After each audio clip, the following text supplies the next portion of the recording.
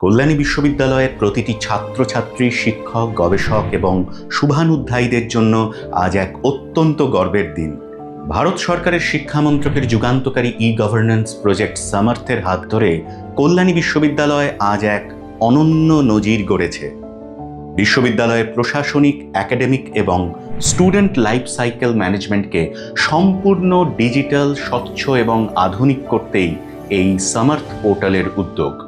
আমাদের কাছে এটা অত্যন্ত গর্বের যে কেন্দ্রীয় সরকারের আহ্বানে একেবারে সঠিক সময়ে সাড়া দেওয়ায় আজ পশ্চিমবঙ্গ থেকে একমাত্র কল্যাণী বিশ্ববিদ্যালয়কেই এই মেগা প্রজেক্টের নোডাল বিশ্ববিদ্যালয় হিসেবে নির্বাচিত করা হয়েছে।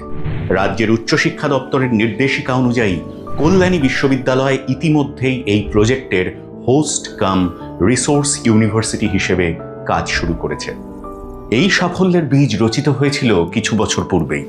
কল্যাণী বিশ্ববিদ্যালয়ের সেন্টার ফর ইনফরমেশন রিসোর্স ম্যানেজমেন্টের প্রধান ডক্টর উজ্জ্বল মার্জিত এবং লাইব্রেরি অ্যান্ড ইনফরমেশন সায়েন্স বিভাগের অধ্যাপক ডক্টর পার্থসারথী মুখোপাধ্যায় 2025 সালের এপ্রিল মাসে এই প্রজেক্টের রূপরেখা ও তার বাস্তবায়নের কাজে দিল্লিতে যান। প্রথম দিন থেকেই তাঁদের সহযোগিতা, বিশ্ববিদ্যালয়ের দূরদর্শিতা এবং কেন্দ্রীয় সরকারের সঙ্গে সময়োপযোগী তৎপর যোগাযোগের কারণেই আজ আমরা এই জায়গায়।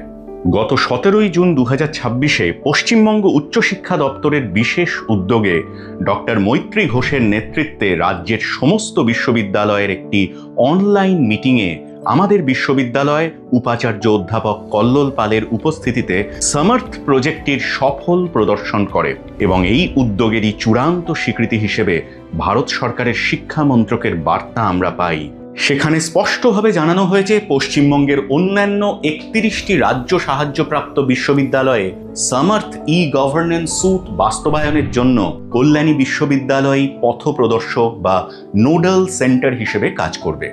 সঠিক সময়ে সঠিক পদক্ষেপ নেওয়ার ফলেই আজ ডিজিটাল রূপান্তরের এই যুগে গোটা পশ্চিমবঙ্গে কল্যাণী বিশ্ববিদ্যালয় এক দিশারি। আমাদের প্রিয় বিশ্ববিদ্যালয়ের এই জয়যাত্রা এইভাবেই এগিয়ে চলুক। ভিডিওটি শেয়ার করে এই গর্বের খবরটি সবার কাছে পৌঁছে দিন।